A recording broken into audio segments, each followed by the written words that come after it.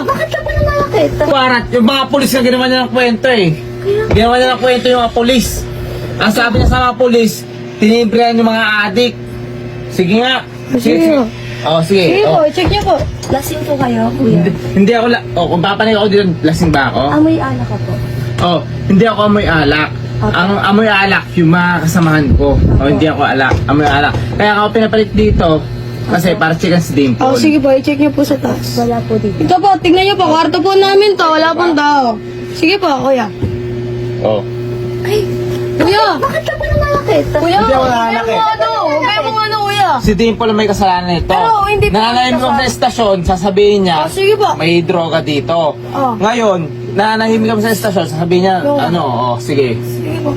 Huwag niyo po idamay yung lola ko. Kuya, wait lang, kuya! Ano ba? Kuya, makakakit ba? Wag, kuya, wag! Hindi ako may kasalanan si Dimple. Ganyan! Kuya! Kuya,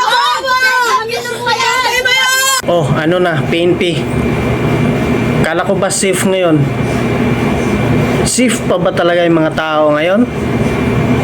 Iyan nga oh, sa bahay na mismo, pinasok ng mga tauhan nyo pa mismo yung pumasok. Paano na lang sa lansangan? Akala ko ba mas safe kayo ngayon? Mas safe ngayon yung mga tao ngayon? Eh, mga tauhan nyo mismo. Hindi safe yung mga tao. Ano yung resulta sa pamumuno nyo? Hindi pa yan na gumagamit ha. Eh, hindi ko lang alam kung gumagamit yan o hindi. Pero ayan o, lasing pa lang yan. Practice mo nga din yan.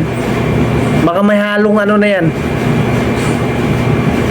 Ano na, PNP, Marvel, Pardo.